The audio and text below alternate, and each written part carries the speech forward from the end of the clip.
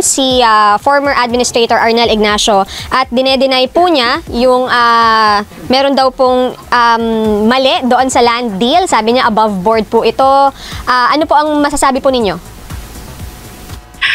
Well, ang masasabi ko dyan ay, yun nga, sa at least 6 na aspeto, hindi dumaan sa Board of Trustees ng OWA yung land deal.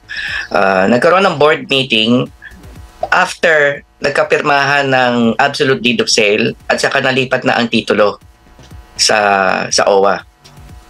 Kaya kailangan lang mapaliwanag na ang requirement kasi ay prior to the acquisition of the property, dapat dumaan sa land, sa Board of Trustees.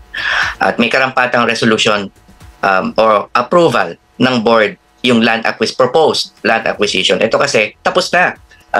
Itinago, linihim at inalabas nung actually hindi inilabas nalaman lang nung nagkaroon ng white paper ang mga empleyado ng OWA at hindi pa tungkol doon, tungkol pa doon sa taxes. Isa pang bagay yun.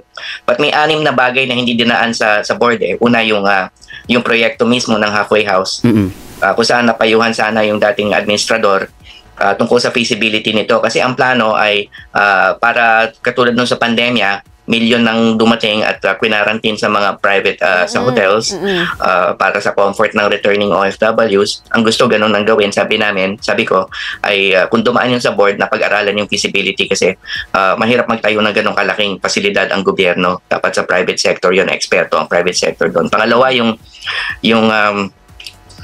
budget nito. Kasi inilipat yung purpose mula sa repatriation fund, inilipat sa pagbili ng lupa. Dapat dumaan uli sa board yun kasi ang budget dumadaan sa board. And then yung mismong bentahan, yung donasyon, kasi maliit na parsela dinonate. Tapos napag-alaman, pagkatapos ng bentahan na may tenant pala doon. Yun, kailangan dumaan din sa board yun. At panghuli, kasama doon sa pagbili ay 52 condominium titles. At tinitignan pa ngayon pero dinemolish na kasi yung building so inaalam natin kung kasama doon yung 52 condominium titles pero yun din ay hindi dumaan sa board yung pag-demolish ng 52 condominium units na covered ng 52 condominium titles na kasama doon sa bentahan noong September 2024. Uling punto na lang dyan, bakit kailangan dumaan sa OWA Board of Trustees? Ang OWA Board of Trustees kasi ang pinakamataas na policy making at checks and balances na sangay na body sa OWA. Mas mataas pa in terms of checks and balances, kailangan dumaan ng OWA administrator doon para malaman, para sigurado. Kasi 2 klase ng pondo inaalagaan ng OWA. Yung una, yung trust fund ng mga OFWs, hindi naman ito ang ginamit doon sa pagbili. Pero yung pangalawang pondo, pera ng taong bayan. Yung galing sa General Appropriations Act. So ang responsibilidad ng isang OWA administrator kasing taas ng responsibilidad niya na pangalagaan ang trust fund, responsibilidad na pangalagaan ng pera ng partaba ng bayan mula sa Kongreso, mula sa budget, national budget, kasing halaga ng sa trust fund. At ito nangyari dito, hindi dumaan sa board. Ang napakaraming bagay, dumaan lang sa board nung tapos na. Yung nagkabentahan na, linihim sa akin at sa aming lahat sa board. So yung 1.4 billion, Secretary, na ibayad yun ng buo? Yung 1.4 billion? Yeah, bayad na yun. May titulo ng sinalin. Nalaman na lang nung tapos na ang bayaran, may titulo na, etc. Paano walang nakatunog nun, Secretary, na may mga nangyayari palang ganong transaksyon at naiproseso yung bilyong pisong pondo? Well, siguro yan ang dapat itanong nyo sa kinauulat sa kanila, no? Kasi responsibility na lang paabot alam. At hindi nila ipinabot alam at inilihim dahil nagkaroon pa ng mga board meetings noon na hindi naman binanggit o hindi kinalendar for agenda items. So magkakaroon ng internal investigation sa mga tauhan? Nagkakaroon na. We're wrapping up our investigation. Sa ngayon, medyo should I say, napadali ang investigasyon kasi yung wala na yung dating administrador at sabihin na natin naging facilitative. Ang pagkukuha ng mga dokumento, mas napadali ang paghalukay ng mga dokumento at pagkausap sa mga tao, legal interviews sa mga tao. At we're about to wrap up our investigation and file the appropriate cases to the appropriate government agency. This is all about, ito ay patungkol sa accountability kasi ang administrator ng OWA dapat pangalagaan ang pondo ng hindi lamang trust fund kundi ng kaban ng bayan. At meron pa dalawang aspeto dito na kailangan kong banggitin. Yung una, yung sa taxes. Hindi dapat magbayad ang OWA kasi ng taxes. Pero after the deed of sale, ay biglang sabi nung seller, ay, dapat pala OWA magbayad ng local transfer tax. At pumayag ang OWA, nakipag-addendum, inamend ng deed of sale, 36 million binigay sa seller. Kasi for sure, may mga kasabwat yan. Hindi naman lalakad Well, yung walang mga support. ito na nga may mga red flags kasi, so to speak eh. Pangalawa, yung sa upa. Nung napag-alaman yung upa nung early part of this year, ay tinanong ko sa isang OWA board meeting kung nasaan na ang rent.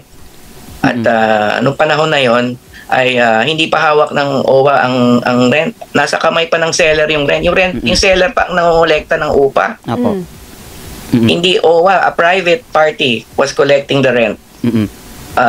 Bagamat ang titulo ay nasa pangalan na ng Republic of the Philippines. Pero bukod dito, Secretary, sa So, deal na to, ang tanong dito ay bakit napakalawak ng papel ng private party na yan, binigyan ng 36 million, reimbursement ng donasyon, ng taxes, so-called, pero may, at pinagkolekta ng upa. Opo. Posible kaya, Secretary, na may iba pang mga questionable deals din na nakalusot nung under Arnel Ignacio's term? May mga nag-uulat na sa akin. But we will dig deeper, hindi ko muna isisiwalat. Pinangalanan niyo na ba, sir, yung private entity na ito? Well, nandun naman sa mga documents na lumalabas dun sa white paper yung realty company, but we will have there will be an appropriate time to do this. Opo. So, paano mangyayari, sir, doon sa repatriation fund na pinagkunan ng 1.4 billion? Yung repatriation fund ay nabawasan dahil doon at of course meron din naman sa DMW side, no? So okay, intact pa naman yung tinatawag na action fund. At ang OWA ay meron pa naman ding pondo yan mula sa trust fund, and of course meron din pondo sa budget, pero yun nga, lumit ang repatriation fund dahil dito. Oo nga. Pero in terms of yung programa na pagpapabalik, wala naman dapat. Hindi naman maapektuhan dahil sabi ko nga may DMW funds naman din to support it. Pero yun nga kung papalitan mo ang turing o klasifikasyon ng pondo, dapat dumaan yun sa board kasi board na nag-a-approve ng budget. Siguro may mga higit kumulang mga 6 o 7 provision ng OWA ang nilabag. Sir, ang sabi po ni Sir Ignacio doon sa kanyang press con din, may official discussions naman doon sa transaksyon sa Senado at DBM stretching back to 2018. May natatandaan po ba kayong mga ganon? Nung panahon ko, may isang board member na nag-raise ng idea na yan nung mga panahon ng pandemya, pero hindi ako sumang-ayon. Pero hindi sabot ng pagkaalam ko, walang naging formal na proposal sa board nung panahon ko. And definitely nung panahon ko sa administrator, and definitely nung panahon ko ngayon as secretary. Ngayon nung sa Senado, sa budget hearings, wala akong naalala. Pinatitignan ko yung Senate record. That is the most conclusive, the congressional record. Doon natin na malalaman. But nevertheless, ang issue dito kasi hindi dumaan sa formal na authority to be given by the board. Ang board kasi nagbibigay ng otoridad sa OWA administrator na pumirma ng deed of sale. Yun ang specific authority na kailangan dito sa ayon sa batas. Ano, specific authority from the board for the administrator para pirmahan yung deed of sale, at wala yun. After nagpupirma ang OWA administrator without board authority, doon pa lamang present sa board, and after tinawag ang kanyang pansin. Okay. So sir, sabi niyo you're wrapping up the investigation. Mga kailan ifa-file po ang kaso kaya, at ilang tao aside from former admin Ignacio? Ilang Magkakaroon tao na lang ng sapat na anunsyo dito, Victoria. Magkakaroon na lang sapat na anunsyo once we file the case. Last na lang siguro, sir, singit ko lang, may info po ba kayo doon sa, di ba nag-submit din po kayo ng courtesy resignation kay Presidente, kung meron na po bang tugon doon ng Pangulo? We're just awaiting yung apiso, yung desisyon, kapasyahan. Nagagalangin natin ng lubos mula sa ating mahal na Pangulo. Of course, I have turned in my resignation, and a courtesy resignation. I've conveyed my utmost gratitude to the President. Pero while pending naman yan, di ba, Secretary? Tuloy-tuloy naman ang function. While pending yung decision. Yes. Klaro rin yun sa memorandum na natanggap ko na patuloy ang aming carrying out of our functions. Kaya nakakausap niyo pa rin ako. At yung binabanggit ni Yusek Claire kanina, nandun din kami mamaya sa send-off. Nandun din naman kayo, di ba? May media presence Yes. nandun sa send-off sa ating mahal na Pangulo. Okay. Apo, sir, clarify ko lang, si bagong talagang OWA admin Kaunan ba? PY. Ay si Ma'am PY ay kasama rin ba doon sa pinag-courtesy resignation o hindi? Yeah, kasama kasi ang heads of agencies, kasama rin di ba? siya. Kaya marami na ring heads of agencies ang nagsumite ng kanilang courtesy resignation. And as I said, we are all serving under the pleasure and trust and confidence of the President, and we're just awaiting His Excellency's decision on the matter. Okay po. Sec Hans, maraming salamat po sa inyong oras. Salamat po. Thank you, sir. Ingat po.